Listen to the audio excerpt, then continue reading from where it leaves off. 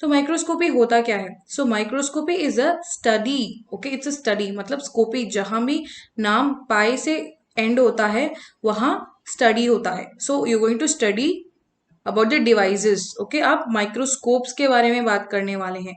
तो माइक्रोस्कोप्स क्या है? ये ऑब्जेक्ट्स हैं जो कि सबसे ज्यादा छोटी सी छोटी इमेज को, जो कि हमारी नेकेड आईज में दिखती भी नहीं है, उन इमेज को बड़ा करके दिखाती है. Okay, so it is use to view the objects that we can not view with our naked eye. जो ऑब्जेक्ट्स हम अपने आंखों से नहीं देख सकते, उससे भी छोटी छोटी ऑब्जेक्ट्स को हम देख सकते हैं by using microscopy. Okay, so microscope work on the physical principle of magnification. ठीक है, इनका सबसे important principle itself is magnification. Okay, magnification. Microscopy का सबसे इंपॉर्टेंट प्रिंसिपल है मैग्निफिकेशन, मतलब छोटे से छोटे ऑब्जेक्ट को बड़ा करके दिखाना. That is called as magnification. जो चीज हम देख ही नहीं सकते उसे देखना, that is called as magnification. Okay, so the substances that can only be seen with a microscope are called as microscopic substances. जो सब्सटेंसेस को हम सिर्फ माइक्रोस्कोप के यूज से ही देख सकते हैं उसे हम कहते हैं microscopic substances. Microscopes are imperative in the area of microbiology. मतलब ये माइक्रोबायोलॉजी में सबसे ज्यादा यूज होने वाली इंस्ट्रूमेंट है माइक्रोस्कोप. क्यों? क्योंकि उसी को यूज करके हम लिविंग ऑर्गेनिजम्स की स्ट्रक्चर एंड फंक्शन को फाइंड आउट करते हैं. तो प्रिंसिपल ऑफ माइक्रोस्कोपी क्या है वो आज हम देखने वाले हैं. Biochemical analysis is generally go along with microscopic investigation of cell tissue organelle preparations. ठीक है, हम जो भी बायोकेमिकल एनालिसिस करते हैं उसको हम माइक्रोस्कोपी के साथ इन्वेस्टिगेट करते हैं. ठीक है, इसलिए उसका बहुत ज्यादा एप्लीकेशन भी है. तो microscopy is a technique that is used for making very tiny things to visible. जो चीज हम देख ही नहीं सकते उसे देखने के लिए हम यूज करते हैं माइक्रोस्कोप. और ये सबसे ज्यादा माइक्रोबायोलॉजी वाले फील्ड में यूज किया जाता है. और इसका इंपॉर्टेंट प्रिंसिपल है मैग्निफिकेशन. ठीक है, इंपॉर्टेंट प्रिंसिपल है मैग्निफिकेशन. तो दो टाइप ऑफ माइक्रोस्कोप्स प्रेजेंट. एक है आपका लाइट माइक्रोस्कोप, दूसरा है इलेक्ट्रॉन माइक्रोस्कोप. इसके बारे में हम डिटेल में पढ़ने वाले हैं. तो लाइट माइक्रोस्कोप क्या करता है? Okay, so what does your light microscope do? It involves the use of series of glass lenses. तो यहाँ लाइट माइक्रोस्कोप में लेंसेज का यूज किया जाता है.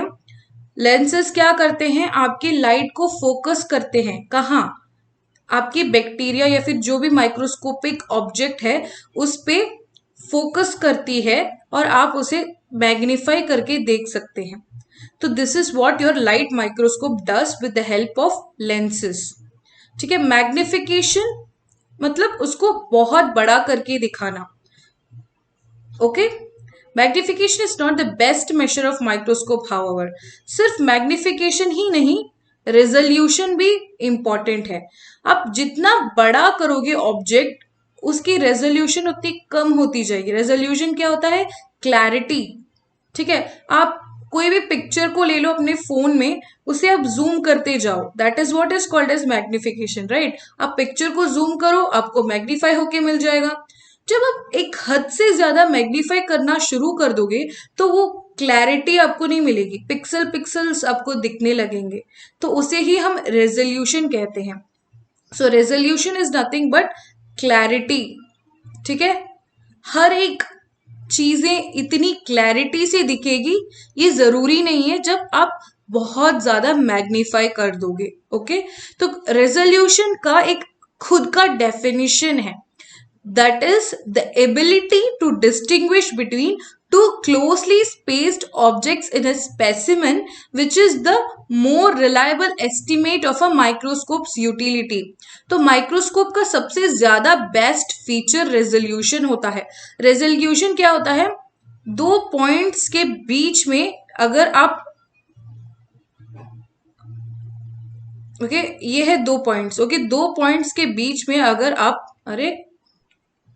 ओके मान लो ये है एक पॉइंट और ये है दूसरा पॉइंट, इन दोनों के बीच का डिस्टेंस अगर आप देख सकते हैं then that is called as clarity. Smudgy नहीं है, क्लैरिटी के साथ दिख रहा है। Okay so resolution limit of standard light microscope is about 0.5 micrometres.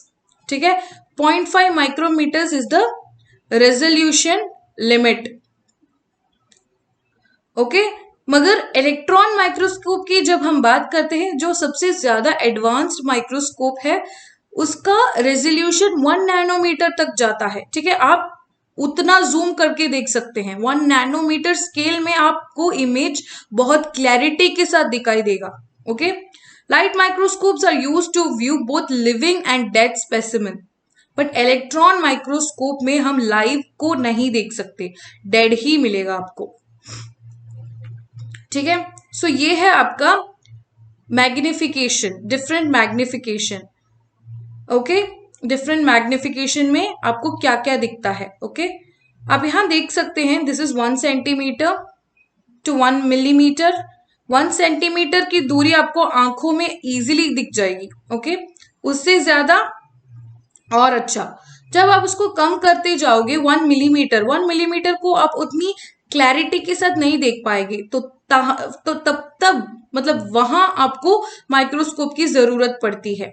Okay फिर लाइट माइक्रोस्कोप कहाँ यूज होते हैं आपकी, जैसे 10 माइक्रोमीटर, 1 माइक्रोमीटर, बैक्टीरिया, माइटोकॉन्ड्रियन या सेल, वो सब आपको वहां दिखने में शुरू हो जाता है।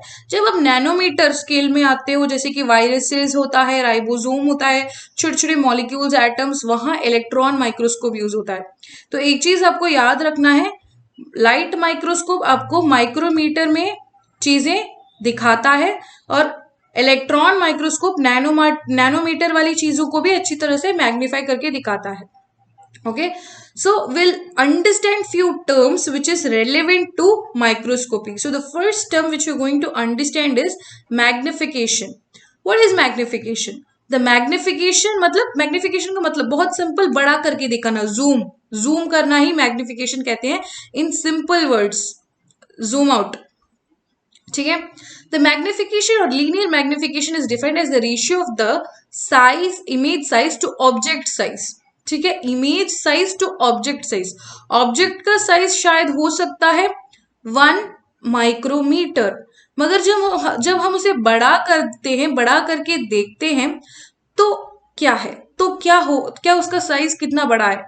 वो हो सकता है आपका 1 मतलब 10 मिलीमीटर में आपको दिख गया, नहीं 10 मिलीमीटर नहीं, 1 मिलीमीटर में आपको दिख गया। ठीक है, मान लो 1 मिलीमीटर में आपको दिख गया।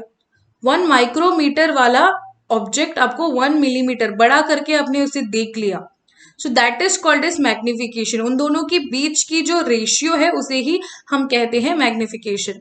मैग्निफिकेशन और मैग्निफाइंग जो पावर है ये डिफरेंट होता है एक दूसरे से। ओके और ये डिपेंड करता है लेंस के ऊपर। ठीक है, magnification of an objective lens is called as linear magnification, while magnification of an eyepiece is called as angular magnification.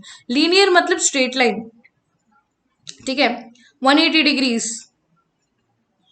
Angular मतलब कोई भी एंगल हो सकता है। ओके तो टोटल मैग्निफिकेशन क्या होगा? That will be equal to, total magnification will be equal to linear magnification, ठीक है, into angular magnification. Linear magnification होता है ऑब्जेक्टिव लेंस का और एंगुलर मैग्निफिकेशन होता है आईपीस का। Okay so this is what is magnification. Zoom करके देख लेना। सेकेंड है आपका रिजॉल्विंग पावर। ठीक है, second is your resolving power. Resolving power क्या होता है? कितनी क्लैरिटी से आपको इमेज दिखती है। So it may be defined as the ability of a microscope to distinguish two objects that are close together. मतलब सबसे ज्यादा क्लोज्ड ऑब्जेक्ट को के बीच में भी डिस्टेंस दिखा ही देना, उसे ही हम कहते हैं resolution. And this is inversely proportional to what? It is inversely proportional to magnification. Magnification को ज्यादा करोगे तो आपका रेजोल्यूशन कम हो जाएगा। Okay, so the first microscope we are going to understand is light microscope. तो light microscope में क्या सबसे ज्यादा इंपॉर्टेंट पार्ट है? लाइट कहाँ से आती है? आपकी लेंसेज को यूज करके, ठीक है। तो लेंसेज, तो ऑप्टिकल लेंसेज को यूज किया जाता है लाइट को फोकस करने के लिए ऑन द ऑब्जेक्ट, ताकि आप उसको मैग्नीफाई करके देख सकते हैं। ओके, तो इसमें एक मैग्नीफाइंग लेंस होता है। ओके, इल्यूमिनेशन के लिए हम यूज करते हैं नेचुरल सनलाइट या फिर नॉर्मल लाइट को भी हम यूज, येलो कलर लाइट को भी हम यूज कर सकते हैं, ठीक है। Because of the travelling of light through the specimen, इसे हम we can also call it as transmission light microscope, क्योंकि लाइट ट्रैवल हो रहा है।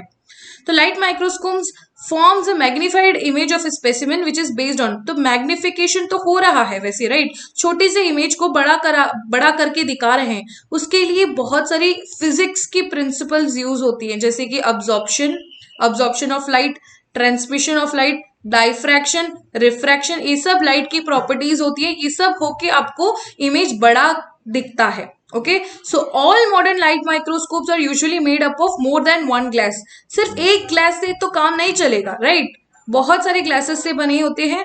एक है आपका आई पीस, ओके, ऑक्यूलर लेंस कहते हैं, फिर ऑब्जेक्टिव होता है, ऑब्जेक्टिव लेंस, फिर कंडेंसर लेंस होता है, और ये सब एक साथ मिलकर आपको बन जाता है compound microscope. Okay, compound microscope ये सब की कॉम्बिनेशन से बनती है। Okay, so now we are going to understand the types of light microscope. Light microscope में ही बहुत सारे types है। तो पहला है bright field microscope, ठीक है, bright field, you have to understand the name. तो field bright है, field bright का मतलब क्या है? So in this type of microscopy, the area observed or the microscopic field appears brightly lighted, whereas the microorganism appears dark. मतलब आपका जो background होता है वो डार्क होता है, मतलब आपका जो बैकग्राउंड होता है वो लाइट होता है, मतलब इट इज वेल लिट, और आपका जो ऑब्जेक्ट है वो आपको डार्क दिखता है, ठीक है। So dark background, light object. Field क्या होता है? फील्ड जिस जगह को आप देख रहे हो उसे ही आप फील्ड कहते हो, तो नाम में ही इसका पूरा काम है, ठीक है। ब्राइट फील्ड मतलब आपका जो माइक्रोस्कोप है, जो ऑब्जेक्ट आप व्यू कर रहे हैं उसका फील्ड, ठीक है, फील्ड लाइट है और आपका ऑब्जेक्ट डार्क दिखेगा। नेक्स्ट इज डार्क फील्ड, ये देखो फाइल्ड हो गया field, okay, dark field microscope. तो डार्क फील्ड मतलब बैकग्राउंड डार्क होगा, object will be well illuminated, नाम में ही काम है, ठीक है। फेस कॉन्ट्रास्ट माइक्रोस्कोप, फेस मतलब फेस क्या होता है? डिफरेंस बिटवीन टू थिंग्स, ठीक है, दो चीजों के बीच में डिफरेंस। यहां बेसिकली रिफ्रैक्टिव इंडेक्स की बात की जा रही है, विस्कोसिटी, थिकनेस, इसके बीच में जो डिफरेंस होता है वो, मतलब अब जो एक 3D इमेज, 3D ऑब्जेक्ट, जैसे कि आपका सेल है वो 3D है, वो 2D तो नहीं है, उसका लेंथ है, ब्रेथ है, फिर उसका हाइट है, तो हर एक लेयर में आप इमेज इसका देख सकते हो in the face contrast microscope. Okay, so this technique is based on the fact that light passing through one material and into another material of a slightly different refractive index, मतलब दो different thickness के जो material है उसे हम change in face कहते हैं, उसे आप अच्छी तरह से व्यू कर सकते हैं। Next is fluorescence microscope. Fluorescence microscope में हम फ्लोरेसेंट डाई को यूज करके हम अच्छी तरह से स्टडी कर सकते हैं। ओके, सो ये सबसे ज्यादा, बहुत ज्यादा एप्लीकेशन वाला है। ओके, हर जगह आपकी एप्लीकेशन इसकी होती है फ्लोरेसेंट माइक्रोस्कोप की, ठीक है। बहुत अगर आप रिसर्च फील्ड में जाओगे तो ज्यादा फ्लोरेसेंट माइक्रोस्कोप को आप यूज करोगे। Next is electron microscope. Electron microscope light microscope से अलग है क्योंकि ये नैनोमीटर में जो इमेजेस हैं, जो ऑब्जेक्ट्स है, उसको भी अच्छी खासी रेजोल्यूशन के साथ दिखाता है। ओके, अच्छी खासी रेजोल्यूशन के साथ दिखाता है, ठीक है, मगर ये लाइव नहीं होता, ठीक है, लाइव माइक्रो ऑर्गेनिज्म को हम नहीं देख सकते, वो डेड हो जाता है। तो the image produced in an electron microscope reveals the ultra structure. Ultra structure means छोटे से छोटे स्ट्रक्चर को भी आप इलेक्ट्रॉन माइक्रोस्कोप में अच्छी खासी रेजोल्यूशन के साथ, मैग्निफिकेशन के साथ देख सकते हैं। तो इसमें सोर्स ऑफ लाइट क्या होता है? आपका electron beam. The source of light is electrons. Electron beam मतलब क्या होता है, बहुत सारे इलेक्ट्रॉन्स आपके ऑब्जेक्ट के ऊपर पड़ेगा, फिर electrons will move from the lower level to a higher level. Okay, छोटे लेवल से ज्यादा बड़े लेवल में जाएगा और आपको अच्छी तरह से इमेज की दिखावट होगी। ओके, और tungsten filament emits the electron. तो इलेक्ट्रॉन सोर्स क्या है, टंगस्टन फिलामेंट है। ओके, तो टंगस्टन फिलामेंट अच्छी वाली वोल्टेज को ले सकता है, अगर 40,000 टू 100,000 वोल्ट तक भी जाता है। Okay, between the cathode and anode, और वही आपका इलेक्ट्रॉन बीम है, मतलब इलेक्ट्रॉन देता है। तो इलेक्ट्रॉन माइक्रोस्कोप ही दो टाइप्स का है, एक है ट्रांसमिशन इलेक्ट्रॉन माइक्रोस्कोप, दूसरा है scanning electron microscope. Transmission mean मतलब क्या है, आपका light layer by layer transmit होता है। लाइट सोर्स इसमें क्या है, इलेक्ट्रॉन्स। तो electrons that will pass through the specimen, जो इलेक्ट्रॉन्स मतलब मान लो ये है आपका एक इमेज, तो ये बहुत सारे इलेक्ट्रॉन्स है, इलेक्ट्रॉन्स आ रहे हैं। एक इलेक्ट्रॉन यहां तक पहुंचा तो इस रीजन को आप इमेज कर सकते हैं। एक इलेक्ट्रॉन यहां तक पहुंचा, इसे भी आप इमेज, इस लेयर को आप इमेज कर सकते हैं। तो लेयर बाय लेयर आपका इमेजिंग हो जाता है। स्कैनिंग इलेक्ट्रॉन माइक्रोस्कोप क्या करता है, सिर्फ सरफेस में ही आप ये स्कैन कर सकते हैं, नाम में ही काम है। सरफेस को अच्छी तरह से हम स्टडी कर सकते हैं। ओके, तो ये है आपका TEM and SEM. Okay, this is your TEM. TEM is transmission electron microscope, SEM is scanning electron microscope. तो ये है आपका पहला हाई वोल्टेज। हाई वोल्टेज चाहिए तभी आपका टंगस्टन फिलामेंट बहुत सारी हीट को प्रोड्यूस करेगा, वहां से इलेक्ट्रॉन आएगा। इलेक्ट्रॉन गन, ठीक है, इलेक्ट्रॉन गन आता है जहां से बहुत सारी इलेक्ट्रॉन्स निकलती है। पहला कंडेंसर, फर्स्ट कंडेंसर लेंस, मतलब कंडेंसर क्या करता है, एक अनइवन बीम को इवन कर देता है, ठीक है, that is condenser. Next is condenser aperture.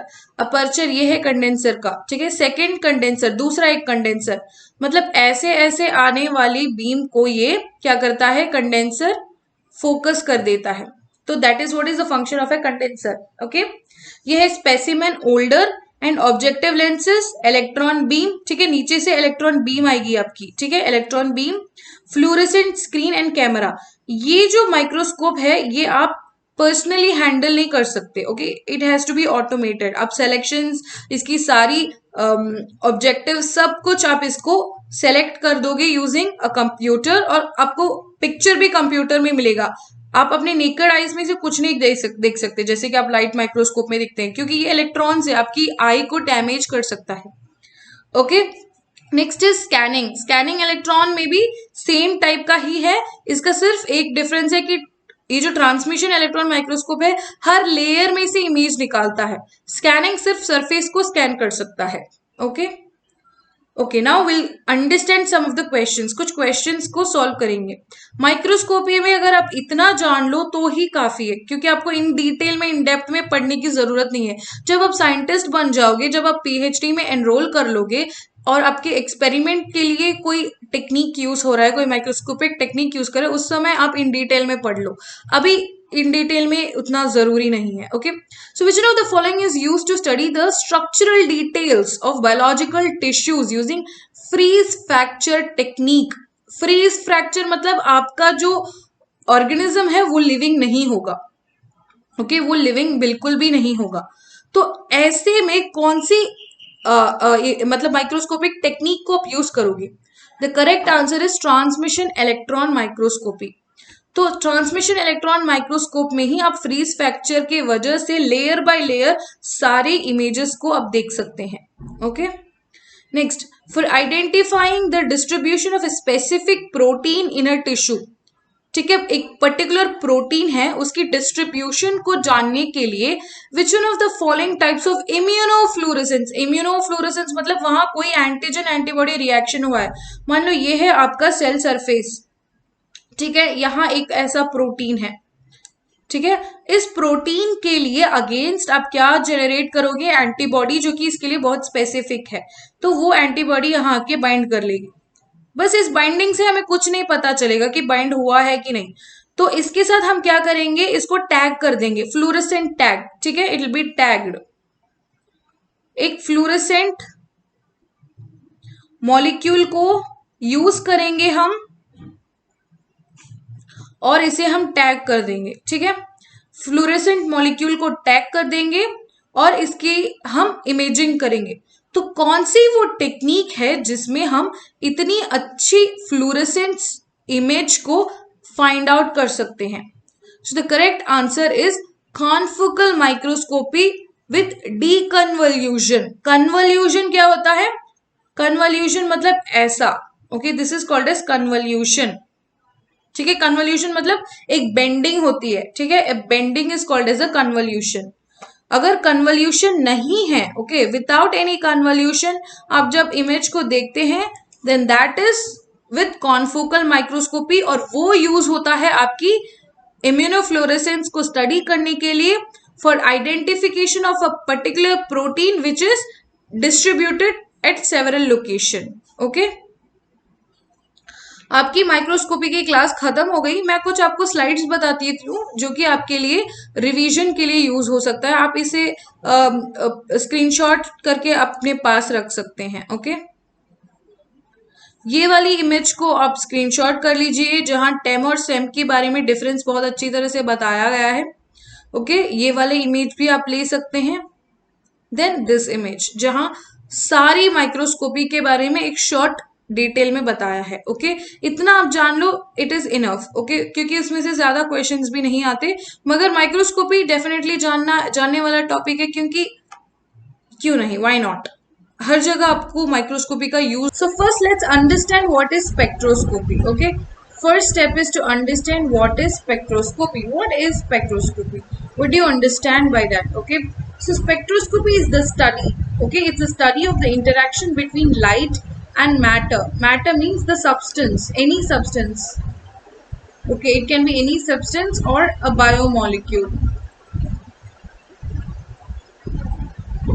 Okay. So there is interaction between the light and the matter, where the absorption and emission of the light or other radiation by the matter are studied and measured. So what happens in a spectroscopy is that there is interaction, which means there is some kind of connection, there is some kind of reaction between the light and your substance. So what happens is your substance will absorb some light and after that it emits some light, okay. It absorbs the light and emit the light, and the emitted light is measured and it has its own significance based on what kind of biomolecule we are using, okay. So spectroscopy mainly deals with the dispersion of light, okay. Important thing is dispersion of light. How is the light getting dispersed in all the direction and other radiations that is caused by an object, which allows the study of various properties. So from the dispersion of light and the radiations, we can understand the properties of the object, okay. The measurement of spectroscopy is a function of wavelength of the radiation being absorbed. So here I told you that the light is being absorbed by the substance. So the light, it does not simply mean a simple light, okay. It is a light of a particular wavelength, a lambda. It will have a lambda value. So it will observe the light of lambda value, let's say lambda 1, and it will emit the light value which has the lambda value 2. So that is called as wavelength, okay. So it is a function of wavelength. It measures the substance with the help of wavelength. Spectroscopy has been widely exploited as it allows the determination of composition. So if you have a substance and you are using light to understand what is that substance, what are the things you can determine? You can determine the composition, the physical nature, the electronic structure. All of this you can understand about this particular biomolecule. So first one we are going to talk about is circular dichromism spectroscopy. So it is also called as CD spectroscopy. And where is it used? It is used to determine the secondary structure. Okay, it is used to determine the secondary structure of proteins. So it has a very good function. Okay. Yes. So what happens is, that you have circular dichroism spectroscopy. So this type of light spectroscopy that measures the difference in the absorbance of the right and left polarized light. Okay, first let's understand what is the meaning of polarized. This is a light source. Okay, this is a light source. From this, the light is moving in all direction. Okay, it is moving in all direction. Let's say this is a polarizer. What the polarizer will do is, it will align all the light in a single direction. It will align all the light in a single direction. That is what is called as polarized light. Okay. So the principle is that left and right-handed polarized components of the incident light are absorbed differently by the sample. So when you are allowing the light to pass through the sample, based on what kind of polarization has happened, whether it is left polarization or right polarization, the properties which we obtain will be different. Okay, so this is termed as circular dichroism.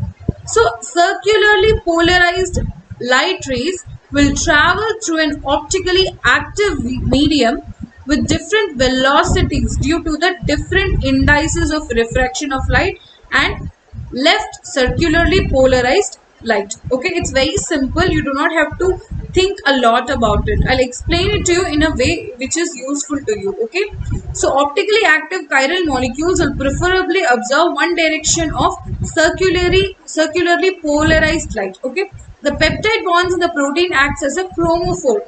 Chromophores are those molecules which will give out colors. Okay, so the peptide bonds are the optically active chiral molecules. Chiral molecules are the one in which a carbon will have 4 different groups. Okay, so that is called as a chiral molecule. So the magnitude of absorption is then used for the verification of the adopted secondary structure of the proteins. Okay, very simple. Circular dichroism, how is it used? It is used based upon the polarization of light, whether the light which is coming from the light source is moving in this direction or this direction. Based on this, the properties of a particular sample will vary, and that is what we are going to study using circular dichroism spectroscopy. And it has several uses. The primary use is to understand the secondary structure of protein. And what are the secondary structure of protein? You have alpha helices, beta sheets, you have turns, you have loops. All of these structure can be nicely studied with the help of CD spectroscopy. Okay, secondary structure. Next is to understand the structure of the macromolecules. You can compare two macromolecules also. Okay, even it is used in pharmaceutical products. Okay, to understand the active. Okay, you should have heard about API, active pharmaceutical ingredient. Okay, so it will have different conformations, and one particular conformation will be very active and most suitable and stable, which will be used as a drug. Okay, which will be used as a drug for the treatment of any particular disease. To see those conformation also, circular dichroism spectroscopy is used. Okay. Next. So the next type of spectroscopy in which we are going to study about is infrared spectroscopy. Okay, infrared spectroscopy, or it can also be called as vibrational spectroscopy. ठीक है, क्या क्या नाम से पुकारा जाता है IR spectroscopy को? Infrared spectroscopy and vibrational spectroscopy, दोनों नाम आपको याद रखने चाहिए. ठीक है, तो ये क्यों हम वाइब्रेशनल स्पेक्ट्रोस्कोपी ऐसा नाम क्यों देते हैं? क्योंकि यहाँ वाइब्रेशंस के लिए यूटिलाइजेशन हुआ है. ठीक है, इस टेक्निक में वाइब्रेशंस को यूटिलाइज किया जाता है. किसके बीच में जो वाइब्रेशंस हो रहा है? इंफ्रारेड मतलब IR रेज जो है ना, इसके और सैंपल के बीच में इंटरैक्शन होता है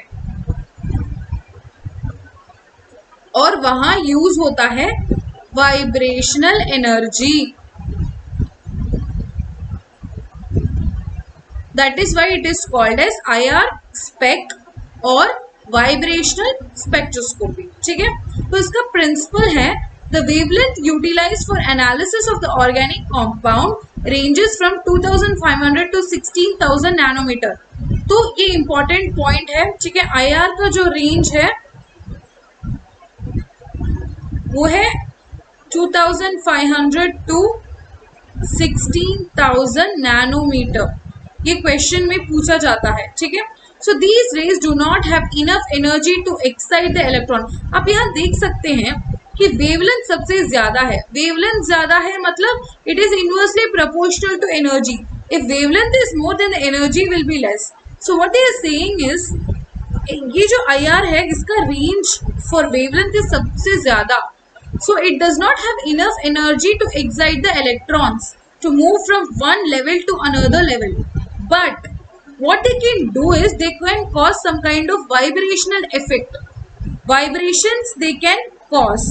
कहाँ वाली वाइब्रेशन? एटम्स और बॉन्ड्स के बीच में जो वाइब्रेशंस होते हैं ना उनको एक्साइट करा सकते हैं। इलेक्ट्रॉन्स को तो एक्साइट नहीं करा सकते क्योंकि उनके पास उतनी एनर्जी नहीं होती, मगर वो वाइब्रेशंस प्रोड्यूस कर सकते हैं एटम्स के बीच में, बॉन्ड्स के बीच में, ठीक है। So the vibration observed in the atoms is characteristics of these atoms and thus helps in the detection of the molecules. सबसे important चीज in IR is that हर एक मॉलिक्यूल में जो एटम्स होते हैं उसकी वाइब्रेशंस डिफरेंट होती है, ठीक है। हर एक मॉलिक्यूल में जो एटम्स होते हैं उसकी वाइब्रेशन डिफरेंट होती है, जिसकी वजह से हम फाइंड आउट कर सकते हैं कि ये कौन सा मॉलिक्यूल है। Okay, so every particular sample, every molecule will have a different vibration based on its atoms, okay, based on its characteristics of atoms। तो उसको यूज करके हम हर एक मॉलिक्यूल के लिए डिफरेंट वाइब्रेशंस फिक्स करके उसे स्टैंडर्ड की तरह रख सकते हैं and we can use it for your reference। The IR spectrum is the fundamental measurement obtained in infrared spectroscopy। ठीक है, हमें रिजल्ट मिल गया। क्या मिलता है हमें? we are getting some result in the form of a graph। उस graph को ही हम इंफ्रारेड स्पेक्ट्रम करके कहते हैं। Okay, so that graph is called as infrared spectrum. The spectrum is a plot of measured infrared intensity versus wavelength. तो ये graph कैसा होगा आपका? मतलब ऐसा होगा, यहाँ आपका वेवलेंथ होगा और यहाँ आपका IR की इंटेंसिटी, ठीक है। इसके बीच में आपको ग्राफ मिलेगी, ठीक है। सो IR spectroscopy measures the vibration of atoms. ये बात आपको अच्छी तरह से याद रखनी चाहिए कि IR में क्या होता है। IR में वाइब्रेशंस, एटम्स के बीच में जो वाइब्रेशंस होते हैं, एटम्स या फिर बॉन्ड्स के बीच में जो वाइब्रेशंस होते हैं उसे मेजर किया जाता है। उसे मेजर करके हम मॉलिक्यूल्स को डिटेक्ट करते हैं। Okay, very simple. तो इसका बहुत सारा एप्लीकेशन है। हम कंपाउंड्स या फिर प्रोटीन्स की एनालिसिस के लिए IR स्पेक्ट्रोस्कोपी को यूज कर सकते हैं। आप सैंपल दे दोगे तो वो कौन सा टाइप का प्रोटीन है, क्या है, उसमें कौन से बॉन्ड्स है, ये सब कुछ वो आपको बता देगा, ठीक है। तो पहला क्या बताएगा? ये आपको बताएगा for the detection of biomolecules. Secondly, ये आपको फंक्शनल ग्रुप के बारे में बताएगा। फंक्शनल ग्रुप मतलब अल्कोहल का OH ग्रुप, एल्डिहाइड का CHO group. Based on this वो आपको बता देगा कि वो कौन सा मॉलिक्यूल्स है, क्या कंपोजिशन है, ठीक है। तो फंक्शनल ग्रुप को भी ये बता सकता है। ओके, ये मॉलिक्यूल के बीच में जो कुछ चेंजेस होते हैं वो भी आपको बता सकता है, जैसे कि बायोमार्कर्स।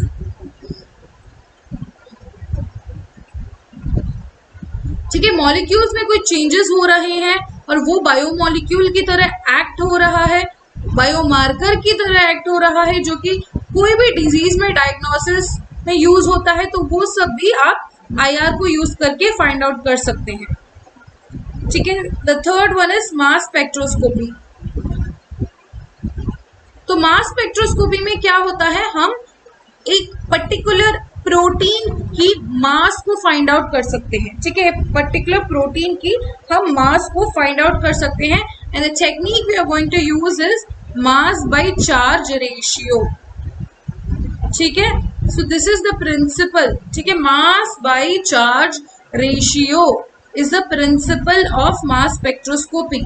तो इसमें क्या होता है, आपकी मॉलिक्यूल्स को आप रख दोगे मास स्पेक्ट्रोस्कोपी के इंस्ट्रूमेंट में, फिर high electrons, high voltage electrons जाके आपके मॉलिक्यूल्स के साथ बम्बार्ड कर देते हैं, बम्बार्ड करके उसको आयनाइजेशन में रख देते हैं। आयनाइजेशन में मतलब उसको पॉजिटिव या नेगेटिव चार्ज दे देते हैं, ठीक है, बेस्ड ऑन द आयॉन्स, ठीक है, बेस्ड ऑन द आयॉन्स उनकी मास और चार्ज के बेस में सेपरेशन होता है। छोटे मॉलिक्यूल सबसे ज्यादा फास्टली ट्रेवल करते हैं और larger molecules will travel slower. So based on that you can detect, detector होता है उसके बाद जो कि मॉलिक्यूल्स को डिटेक्ट करता है, डिटेक्ट करके आपको एक ग्राफ बना के दिखाता है जिसे हम कहते हैं मास स्पेक्ट्रम।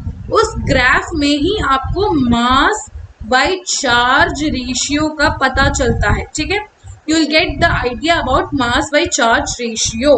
तो इस स्पेक्ट्रम को हम यूज करके सैंपल के इलेक्ट्रॉनिक कॉन्फ़िगरेशन, एलिमेंटल कॉन्फ़िगरेशन, कौन सी पार्टिकल है, कौन सी मॉलिक्यूल है, उसका केमिकल स्ट्रक्चर क्या है, ये सब हम फाइंड आउट कर सकते हैं। ओके, तो इसका यूजेस है कि अननोन मॉलिक्यूल्स या फिर नोन मॉलिक्यूल्स को हम क्वांटिफाई कर सकते हैं, ठीक है। तो हम कोई भी मॉलिक्यूल हो, उसकी स्ट्रक्चर, उसकी केमिकल कॉम्पोजिशन, ये सब हमें पता चल जाता है। तो कोई भी आपके पास एक अननोन प्रोटीन है, आप उसके बारे में ज्यादा इंफॉर्मेशन जानना चाहते हैं तो आप यूज कर सकते हैं मास स्पेक्ट्रोस्कोपी को। Okay, so the next one is nuclear magnetic resonance, जिसे हम कहते हैं एनएमआर, ठीक है, एनएमआर। तो एनएमआर में क्या होता है, ये भी एक टाइप ऑफ स्पेक्ट्रोस्कोपी ही है, नाम में ही काम है। यहाँ मैग्नेटिक रेजोनेंस होता है, ठीक है, मैग्नेटिक रेजोनेंस किसका, न्यूक्लियस का, ठीक है, न्यूक्लियस का मैग्नेटिक रेजोनेंस होता है जो कि आपको बताता है कि कौन सा कंपाउंड है, ठीक है, सैंपल को आइडेंटिफाई करने के लिए यूजफुल रहता है। ओके, तो एनएमआर में क्या होता है, न्यूक्लियस जो एटम्स में होते हैं ना, एटम्स के बीच में न्यूक्लियस होता है, मॉलिक्यूल्स होते हैं, आयॉन्स, ये सब होता है। इन मॉलिक्यूल्स और इन न्यूक्लियस की एटम्स के पास स्पिन होता है, कुछ चार्ज होता है, या तो पॉजिटिव चार्ज होता है, आयॉन्स बन जाता है, नेगेटिव चार्ज होता है, आयॉन्स बन जाता है। उसमें जो इलेक्ट्रॉन्स होती है ना, उनकी स्पिन होती है, तो उसके हिसाब से कैसे वो अलाइन हो रही है मैग्नेटिक फील्ड में, क्या वो डिफरेंट स्टेट्स में प्रेजेंट है या फिर वो सेम स्टेट में प्रेजेंट है, इसको ही हम एनएमआर में पढ़ाई करते हैं, ठीक है। अगर स्पिन अलाइंड है, ठीक है, एक मॉलिक्यूल में जो इलेक्ट्रॉन्स प्रेजेंट है, जो न्यूक्लियस प्रेजेंट है एटम में, उसकी जो स्पिन है वो अलाइन हो जाते हैं, ठीक है, तो क्या होता है, मैग्नेटिक फील्ड में लोअर एनर्जी लेवल हो जाता है। अगर वो ऑपोजिट अलाइनमेंट में है तो वो हायर एनर्जी लेवल बन जाता है, ठीक है। तो as a result nucleus can move between two energy states, ठीक है, दो एनर्जी स्टेट्स के बीच में न्यूक्लियस मूव होता ही रहता है। तो इसीलिए because of that movement it is called as resonance. Magnetic field में न्यूक्लियस के बीच में मूवमेंट होता रहता है from one energy level to another energy level. उसमें वो या तो फोटॉन्स को अब्सॉर्ब करता है या तो रिलीज करता है, तो इसीलिए इसका नाम न्यूक्लियर मैग्नेटिक रेजोनेंस रखा गया है। ओके, तो इसका यूजेस क्या है, हम किसी भी फूड या फिर किसी भी आइटम की क्वालिटी को कंट्रोल कर सकते हैं, उसकी क्वालिटी के बारे में हम जान सकते हैं, ये भी जान सकते हैं कि वो मटेरियल कितनी प्योर है या फिर उसमें कोई इम्प्योरिटी प्रेजेंट है। मॉलिक्यूलर स्ट्रक्चर, प्रोटीन की डिटर्मिनेशन, टर्शियरी स्ट्रक्चर, ठीक है, प्रोटीन की टर्शियरी स्ट्रक्चर की डिटर्मिनेशन के लिए हम एनएमआर यूज करते हैं। Okay, so next one is UV spectroscopy. Very simple, UV spectroscopy का नाम सुनते ही एक लॉ मन में याद आ जाता है, वो है आपका बियर-लैम्बर्ट्स लॉ, ठीक है, that is called as Beer Lambert's law. Beer Lambert's law क्या है, A is equal to epsilon Cl। A क्या होता है? ये होता है अब्जॉर्बेंस, ठीक है। एप्सिलॉन होता है मोलर अब्जॉर्प्टिविटी, कांस्टेंट होता है।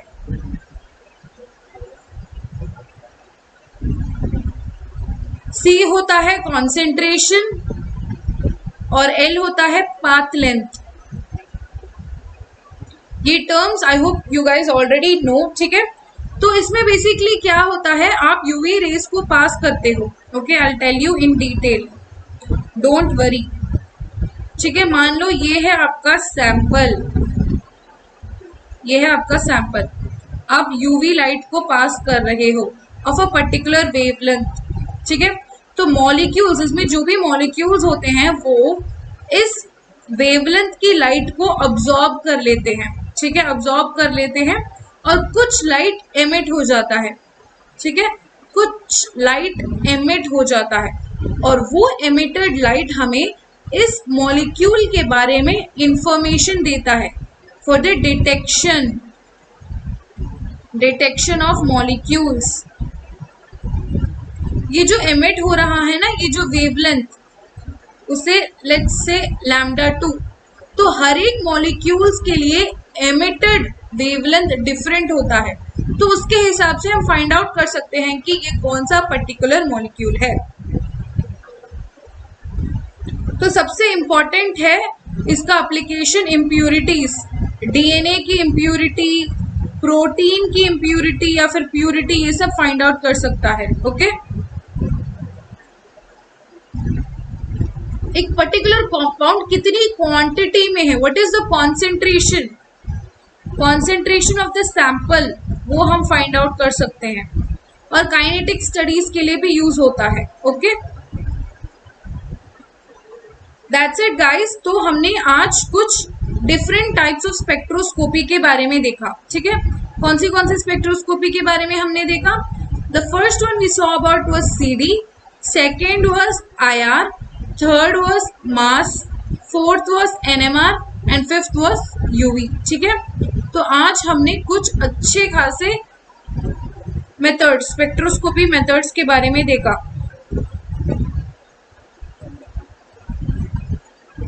ठीक है।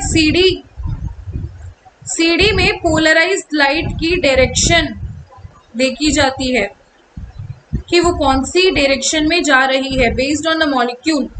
तो ये यूजुअली किस चीज के लिए यूज होता है? Secondary structure of a protein,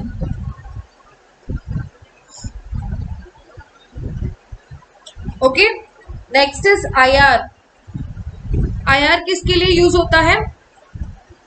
functional group को डिटेक्ट करने के लिए यूज होता है, ओके। और इसका बेसिक प्रिंसिपल क्या है? ये मेजर करता है vibrations, okay, vibrations between the atoms या फिर बॉन्ड्स, ओके। फिर हमने क्या पढ़ा था? NMR।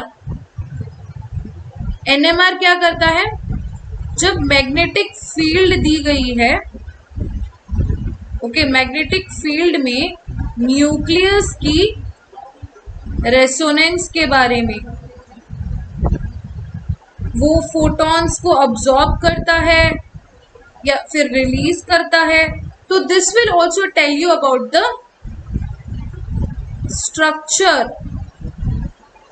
Structure of proteins, specially tertiary structure, ठीक है। नेक्स्ट हमने पढ़ा था यूवी। तो यूवी में क्या होता है? अब्जॉर्प्शन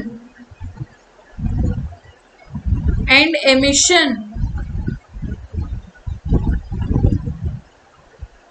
वेवलेंथ के हिसाब से we can find out, we can detect the molecules. Concentration भी हम डिटेक्ट कर सकते हैं, ठीक है। A is equal to epsilon Cl, okay. ये आपको समझ में आ गया, right? Mass spectroscopy, mass spectroscopy में क्या किया जाता है? मास स्पेक्ट्रोस्कोपी में based on mass to charge ratio हम एक पर्टिकुलर मॉलिक्यूल को आइडेंटिफाई कर सकते हैं। ये प्रोटीन की डिटर्मिनेशन, प्रोटीन की स्ट्रक्चर, उसकी सीक्वेंस, ये सब डिटर्मिनेशन के लिए यूज होता है। ओके, तो इस स्लाइड को आप अपने रिवीजन बॉक्स की तरह यूज कर सकते हैं।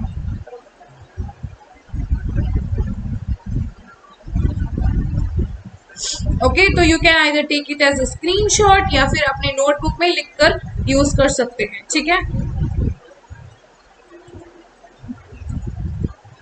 Okay, so the resolving power of a microscope depends upon, okay, ये कौन सी चीज पे डिपेंड करता है? Resolving power of a microscope, आपका correct answer is option D, the wavelength of illuminating. ठीक है, जो लाइट आप यूज करते हो ना, wavelength of the light for illuminating, मतलब ऑब्जेक्ट को लाइट देने में कौन सी वेवलेंथ आप यूज करते हैं, वही आपकी रिजॉल्विंग पावर डिपेंड करता है। ठीक है, तो ये एक फॉर्मूला है जो मैं आपको बताना चाहती हूँ, that is why I bought this question. तो ये जो रिजॉल्विंग पावर होता है, रिजॉल्विंग पावर जिसके बारे में हमने माइक्रोस्कोपी में पढ़ा था, उसका फॉर्मूला है 2 mu sine theta by lambda. ठीक है, ये आपको याद रखना चाहिए। Okay, this you have to remember. Problems को सॉल्व करने के लिए यूज होता है। Okay, so the magnification power of a compound microscope does not depend upon, कौन सी वो चीज है जिसमें मैग्निफिकेशन पावर डिपेंड नहीं करता? फोकल लेंथ पे डिपेंड करता है, यस। ट्यूबलाइट पे डिपेंड करता है, यस। अपर्चर पे डिपेंड नहीं करता। ठीक है, अपर्चर पे डिपेंड नहीं करता। न्यूमेरिकल अपर्चर जो होता है वो भी ऑब्जेक्टिव लेंस का, वो इस चीज पे डिपेंड नहीं करता, वो स्पेसिमेन पे डिपेंड करता है। तो मैग्निफिकेशन के साथ हम उसे रिलेट नहीं करते। Okay, so that's it guys, आज का